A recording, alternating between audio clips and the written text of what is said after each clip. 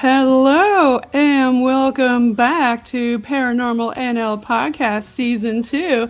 That's PNL Podcast for short. I'm your host and founder, Jen Noseworthy. Right now, we are doing Season 2, Episode 133. And Paranormal NL Podcast believes in promoting paranormal networking and paranormal tourism all over the world.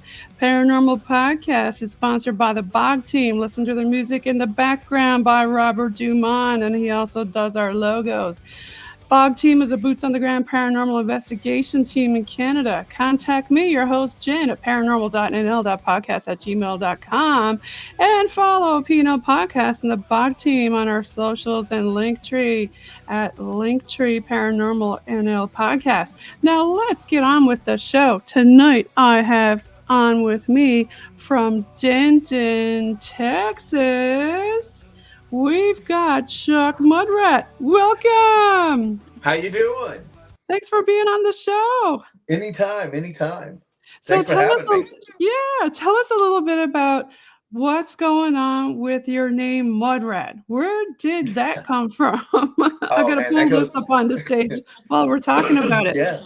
Here's a cryptic that actually cantina. goes way back. Yeah, tell me. Cryptic cantina. I like to do both, paranormal and cryptids. That's why I have that up there. But yeah, with Mudrat, it started back way long ago. I was in the Boy Scouts of America, and there's a thing in there called Order of the Arrow, which has to do with the Native American culture and whatnot. And it's something that you have to be voted into by your peers. Okay. And being in Texas, I was actually born in Oklahoma. So we've got the Red Earth just right up there in Oklahoma. And so with the Order of the Arrow, I did the traditional style. So I actually would do the Indian dancing or the Native American dancing, and the traditional style with I had a coyote skins and whatnot. Nice. Okay. So for many years, I would go up there and participate with it. And over the years, you just kind of get to know them. And there was one time we were helping with some, we do projects for them and help them out, do stuff. And I was moving a lot of these really big rocks because I was tiny and moving these big rocks, and it started raining out. And they came up with the name Mudrat for me. They said, this is going to be your name. And they gave me the totem of the ram. So that is where basically Mudrat came from. It just kind of stuck with it. I had it from Scouts, and then I went into paintball. And in the paintball world, that became my call sign. And then, doing paranormal is just a name that kind of stuck, and, got it tattooed on my wrist here. Okay. And you got the Mudpit. Now, that's with your Linktree. That's where you can find Chuck. I like to call you Chuck, or you can call him Mudrat, whichever. Like you said, Mudrat kind of sticks more than Chuck. And we were laughing off air, saying, yeah, just don't call and collect, eh? Right. Right. If you do, I'm charging you. That's all I'm saying. It'll come back. That's right. Yeah. So who does all of your logos and stuff like that? That's all me. All my videos, all the stuff. It's just kind of been a learning process of just playing around with stuff and creating stuff. But yeah, I do all my own stuff. I try to put daily videos out. Sometimes, most of the time it has to do with paranormal. You never know what it's going to be. Sometimes there's just weird ones from funny things, because I just like to laugh and, make people smile. And everybody loves that too. And it's funny when people think about paranormal, all they think about is ghosts, but it's not just ghosts, right? Right. We got creatures and UFOs. Yep, it's all out there, and I try to do them all. That's from the Last Unicorn. Just something that stuck with me through all my years. Growing up, I'm one of those old people. So tell us a little bit more. I know I'm going to go back over here to Historic Stanley Estates and the Park Hotel, and you got a lot of different places listed here on your Linktree. Tell me about that. Yeah, those in terms of trying to get the whole paranormal community out there and bring us all together with the networking. I have in the links all the places I've been to that I ask them. I'm like, hey, can I share your website, your link to your place, because I think it's good and I want to get it out there. So that's what most of those are. There are still several of them I haven't added just because I've been lazy here recently. But But yeah, pretty much. I bet a lot of people have been to these places, though. The Texas Jailhouse, Oh Emily yeah. Morgan Hotel, the Glore Psychiatric Museum, Granbury Ghost Tour, Spook Lake, a lot of stuff. So tell me, which one of these, out of all the ones that you got listed here, like which one was your favorite to go to? Oh, that is a trick question because they're with each one they have different, they just bring different aspects. Probably the one that I go to the most, just because it's down the road in Mineral Wells, Texas, from me, is the Haunted Hill House. The Haunted Hill House. Okay. Yeah. Well, let me go to that website and pull it up. And you know what's funny? When I have a lot of people on from Texas, and when I ask them, what's your favorite place to go to? Mineral Wells pops up a lot. So tell me, what is it about Mineral Wells that you like? Well, what drew me to it many, many years ago was, like right after I got out of high school, being in Scouts, we would actually drive past there's a place called the Baker Hotel, which is like, it was popular at the time of like Judy Garland, the Three Stooges, that time frame. The town itself is known as the town that has the crazy water, which it was believed that the water had special minerals in it that, helped you with all the different elements. Of course, they find out later on that, that's not necessarily true, but that was the belief for the longest time. But because of that, they had this big fancy hotel that rivals things that you would see like in, Los Angeles. And you actually had famous stars coming to it for the sake of the water. And because of that, this big, beautiful hotel's there, but you can't get into it anymore. I had basically the pleasure of getting into it back in like 2000, it's around 2002, 2003, before they closed it down to anybody visiting the inside. Supposedly they're going to, fix it up to where you can visit it. But I got to go in there. It was such a beautiful, wonderful place. And then since then, literally within the shadow of the hotel lays the Haunted Hill House, which still has to be, like I said, my favorite place because every time I go there, always so much activity. We've had people get scratched. You hear disembodied voices. The first disembodied voice I ever heard was there and there were like 4 of us in the room. What did it say, Chuck? Yeah, it was crazy. It told us to get out. Okay. And like it literally happened in the room, because how it's set up is it's kind of like a little circle in this one area. We had all just walked out of this one room. I was the last one through the door, and clear as day, right behind me, it says, "Get out." And I stop. I turn around, look in there. I'm like, there's nobody in here. I look at the other people that were with me, and they were like, yeah, dude, we heard that too. And we were like, sweet. And from there, we just got really excited.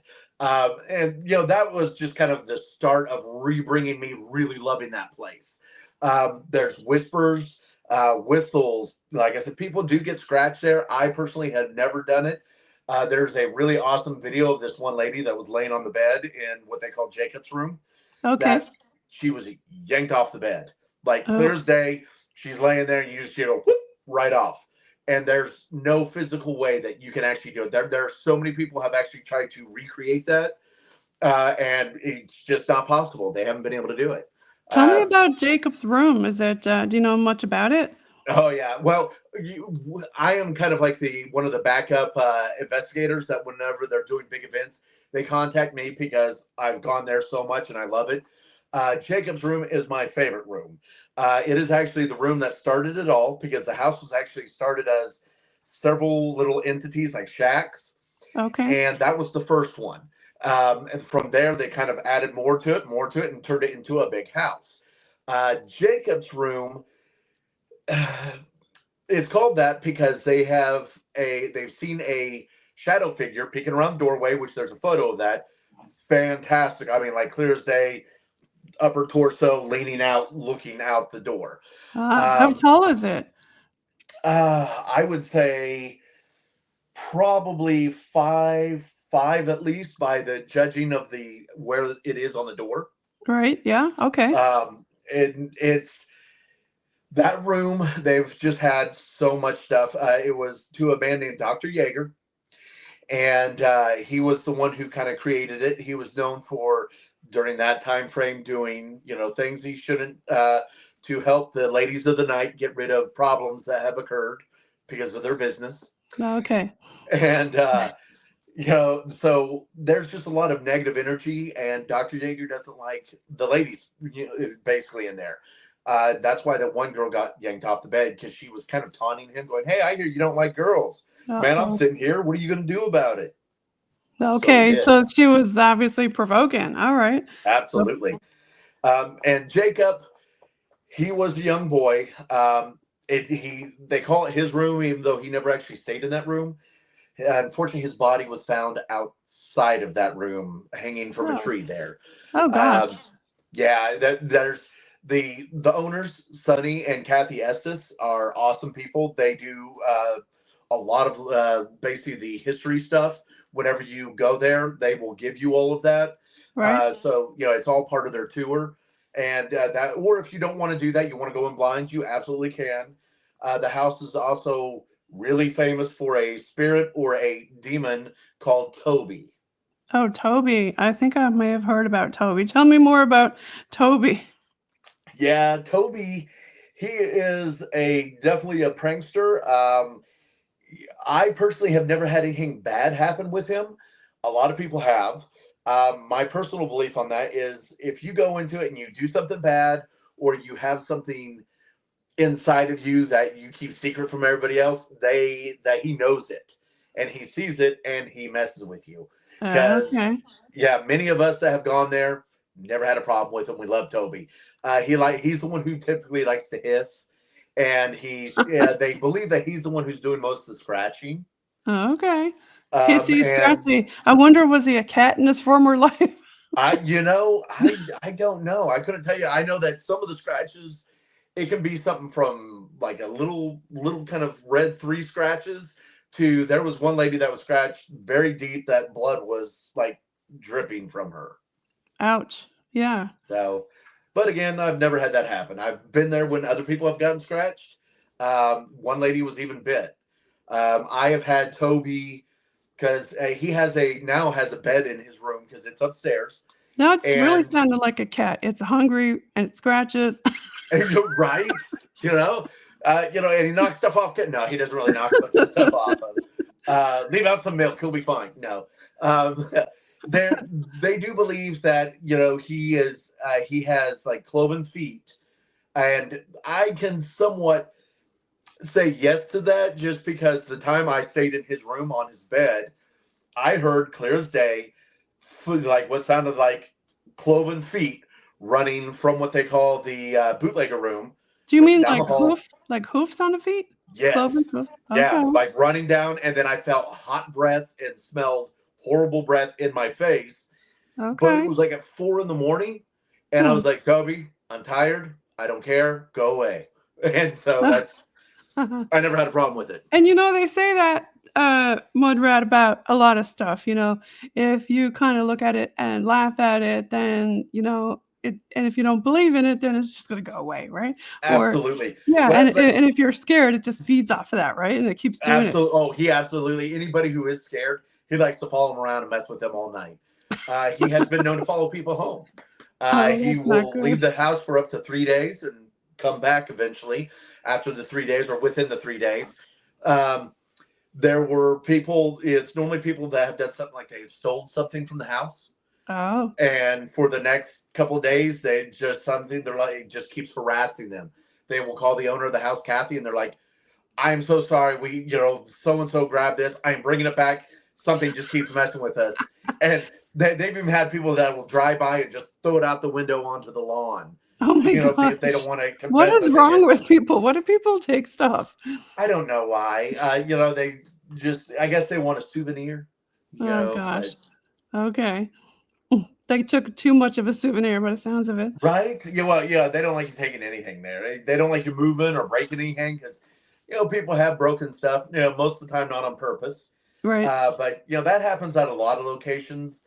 It's normally not people that are there for serious paranormal investigation. It's normally like the friend or the boyfriend or girlfriend that's like, oh yeah, scary stuff, and they get bored and they start messing with stuff. Like at McIntyre Villa, we had a guy just start punching the skeletons that were there that she had in the house just because he was bored and, hey, look at me. Well, there's cameras everywhere, man. What are you doing? We see that Oh you're doing gosh. it. Yeah, people forget about that. There is Yeah. security cameras. Hello. Right. Right? Yeah, there's going to be stuff like that, and there's going to be, unfortunately, events like that. But tell me about some other favorite places that you like to go to in Texas. I know Oh, Texas got a man. lot of cool stuff there, Well, right here in my hometown, Denton, Texas, right? they have what they call Old Alton Bridge. Most people know it as Goatman's Bridge. Yes, tell me about Goat Man. That is one that so many people and like a lot of people on YouTube and all these TV shows, even Zach has even gone there. Mm-hmm. And it is, there's a lady named Becky Vickers. She has actually written a book about Goatman's Bridge, and it gives the theory of the history of what has happened there.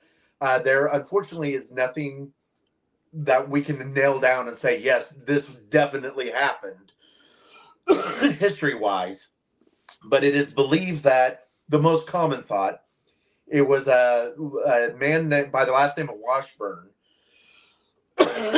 Woo, sorry. Bless you. While you're doing that, I got to give a shout out to Teal Gray over in Denton, Texas. She's an author I had on before. You want to grab a drink or something? That's Toby now crawling down your throat after saying bad stuff about him. He's like, I'll get you. No, Teal Gray is actually, I believe, in the Denton area too. Yes. She wrote a book about Hill House. Okay, yes, she did. And she wrote several other books. Make sure, big shout out to Teal Gray. You pick up her books and check them out. Oh, yeah. She is awesome. But yeah, Becky Vickers does the book for there, and they actually know each other as well. Oh, yeah. Becky Vickers also owns the Bolton House here in Texas. But it was believed that it was a successful, African American man that was, back in the day. He was a goat farmer, and the local Ku Klux Klan did not like this, so they went to his house and pulled him out, and they hung him from this bridge. That's not when good. And this is speculated because, like I said, we can't find it definitively. This is just the story that's told. Right. That's most commonly believed because there's several of them that are way off the wall. But when they basically went back to get the body and retrieve the body off of there, the body was gone. And ever since then, this creature comes and haunts people that go there. You have to go there. It used to be you could drive across it.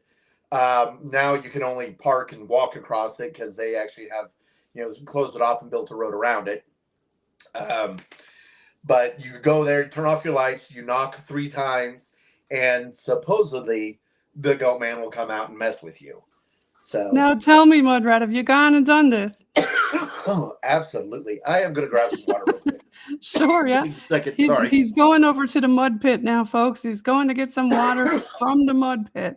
And while he's gone to the Mudpit, I'm going to bring up his link tree again on the stage here. Some of the different things that we're going to talk about here tonight, the places that he's been. Oh, he's got a lot of stuff on here. The Haunted Hill House, the Michener Villa, the Cowboy Winery Ghost Tour down in Texas, and the Sally House.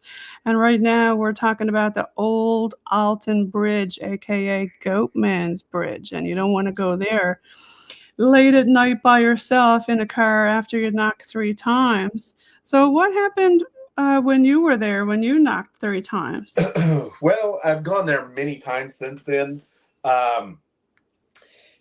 I really haven't gotten much in anything messing with me. I have gotten, because like I said, it's a bridge surrounded by of course, a creek and surrounded by like woodland area.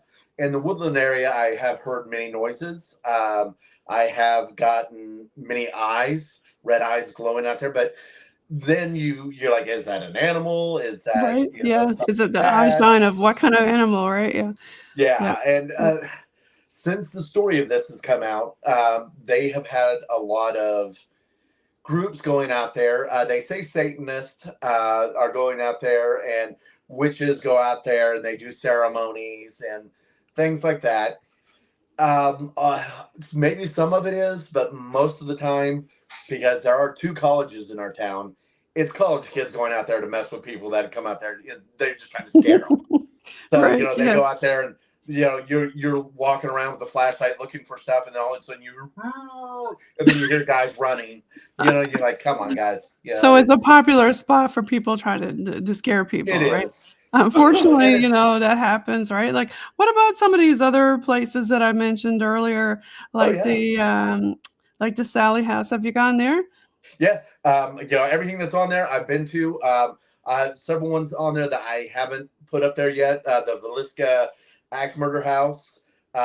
We went to the Squirrel Jail, which is like actually the Potawatomi County Jail. Do you find Um, that these kind of places kind of attract, people doing, I guess you call it nefarious stuff, or, you talked about other people going there because, it's a popular place to go and they're up to no good. Like, it depends, because any of the places that are owned by somebody, normally you're pretty good.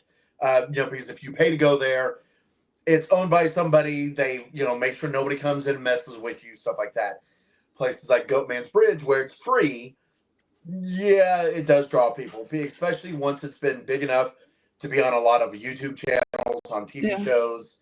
People hear it and they just go out there just to mess with people, because they're like, oh, yeah, look at these losers that don't, that believe in stuff. Let's go mess with them, yeah, because they're yeah. non-believers. Right. Got to watch out for stuff like that when you go to different places that are not Absolutely. protected, shall we say? Have you Yes. ever gotten to many like abandoned places and had run-ins with stuff? Or, Um, Definitely. Of course, I don't go to any place that if they have signage up saying "Do not enter," I won't go into those places. Just because I try to be a law-abiding. right. So Yeah. most of the places. Sorry, my cats are doing something weird. Oh, Stop. yeah. See, we were talking about cats earlier. I know. Mine were having a big fight earlier. I was like, what is this?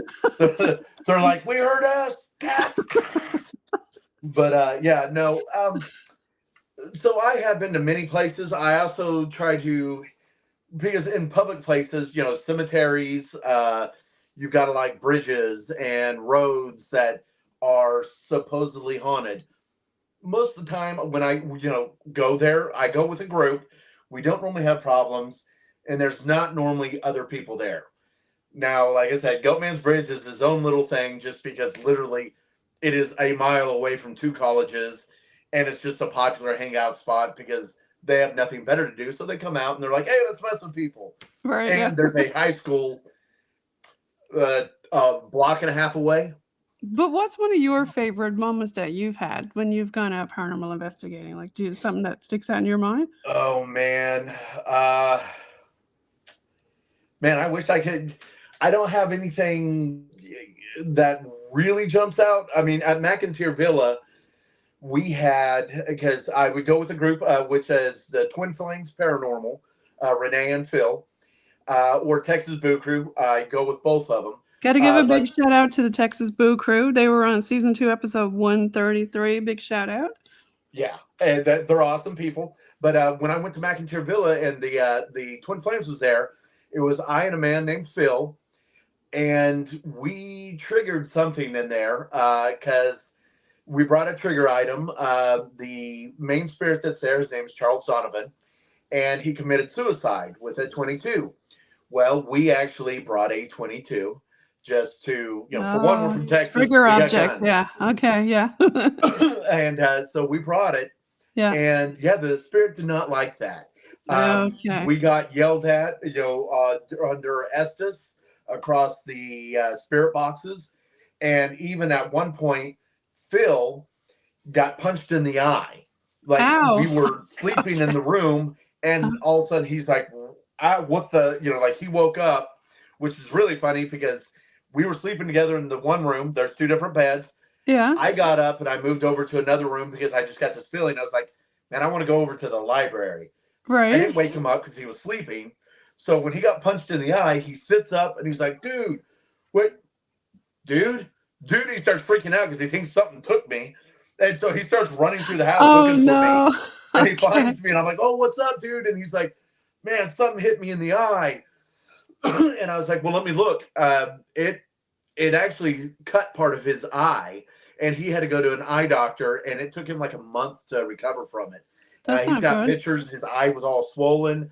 I had to drive all the way home afterwards. But that was a pretty intense time. So it really didn't like your trigger object, eh? It did not. And I suppose it went after Phil because Phil's the one. I do normally, like with Estes experiments, I normally ask questions where I don't go under because I have a hard time hearing it. Two, we've discovered that at a lot of these places, a lot of things like to talk to me. They like to respond and have communications with me where they can hear it better. So it just kind of works out. They go under, I ask questions. But at so many locations, at Cheney Mansion in Illinois, I asked the spirit, Phil was under again, and he was in a closet, and we were talking to this little girl spirit. And I asked her, I was like, well, let's just test this out. I'm like, I believe her name was Sarah. I was like, hey, Sarah, will you do me a favor and can you touch his face? And, he's doing Estes, so he can't hear or see anything I'm asking. And it says, where? And I'm like, just above the mask, like right on the eyebrow.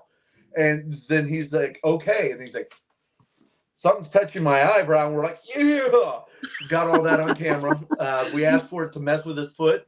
It messed with his foot. Okay. That was another really good location.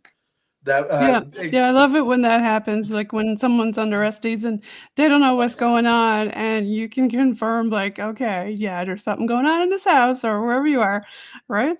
Oh, absolutely. And, we like to do it, sometimes where we're not even in the same room. That way Yep. people can't quite, and we record both angles. That Right. way people can, they know that we don't have anything planned out. He can't hear me. I'm only listening to him via video so I can Mhm. hear the responses that are coming. That Yep. way we can communicate back and forth. Yeah, that's definitely a good way to do it for sure. Yeah. So tell me about some of the other locations that you like. Or Um, are there other things that you want to talk about, like cryptids or UFOs besides well, ghosts? I've only done one or two. I've done two different Bigfoot excursions. Okay. Um, of course, we didn't get anything. It was cool to go do it. The guys are really good at making the Bigfoot noise. I am not. Banging trees with a stick. Um, it was fun, but we didn't. Of course, we didn't get anything. So, Right. of course, that's like that with most investigations, paranormal, cryptid, anything like that. Sometimes you go there and you don't get anything, right? But where were you when you were doing this? Somewhere in the woods in Texas, or? Well, one was in Jefferson, Texas. They actually have a history of Bigfoot sightings there at the Scotts Bridge. And then the other one was in way north Oklahoma.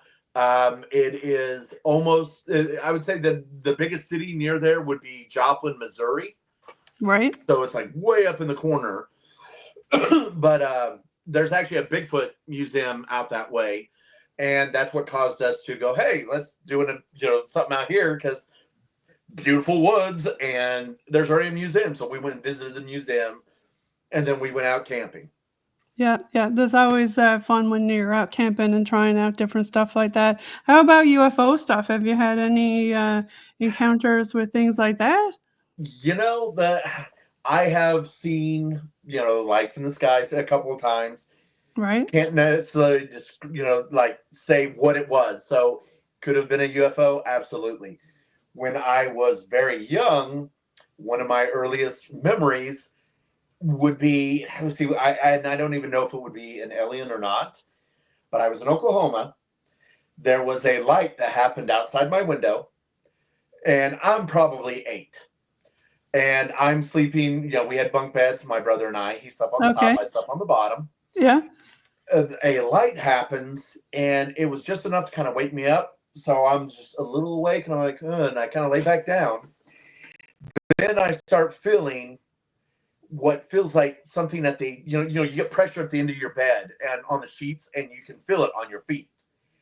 And so I kind of sit up and I look down there, and I see what looks like three gray fingers tapping, coming over the bed, touching by my feet. I, of course, freak out, pull my blanket, kind of jump up, hit the bed. Then after that, I never saw anything again. But my brother, of course, falls off, calls me an idiot, turns on the light. What the heck are you doing, man? Why are you freaking out? And he didn't see anything. He didn't believe anything. I believe I absolutely saw something. But again, I was 8.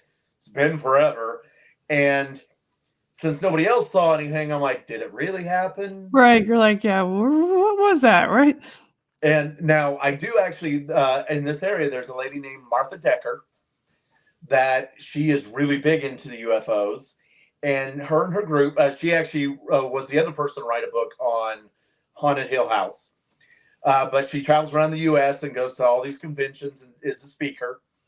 But she has a group that goes out with her, and they supposedly can call UFOs. Oh, like a CE5 event kind of thing. Yes, exactly, like that. And apparently they are very good at it. She has invited me to one. I just haven't been able to go yet. Fun. Yeah, there's a lot of people who are doing that lately. So I really appreciate you being on the show tonight. You want to give a shout out to your fans now? Hey, thanks, everybody. Where they can find you and all that good stuff? Yeah. I'm on pretty much every social media. There, Instagram, TikTok, YouTube. YouTube, I actually try to put longer videos on, and a lot of them are uncut because that's just how I like to do it. I might put in like the date and stuff like that, and maybe some music undertone, right? But I don't do anything to them. I just put them up there. I'm on TikTok pretty much every day. I put at least one video up. The Instagram, I'm on X or Twitter. The Blue Sky now, I just joined that. Facebook. It's all going to be under Mudrats Mudpit.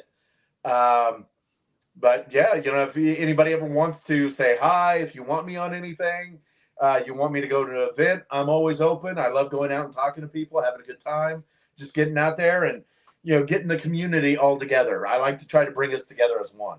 Love that. Yeah. Especially, the paranormal tourism. Folks, if you want to hook up with a Mudrat and run around Texas or anywhere else, hook him up and check him out on the socials. I got his Linktree drop there. Check it out at Mudrats Mudpit on Linktree. And thanks so much for being on the show. And I hope you have a great night, Mudrat. Thank you. You too. See you guys in the shadows. Okay. Peace out.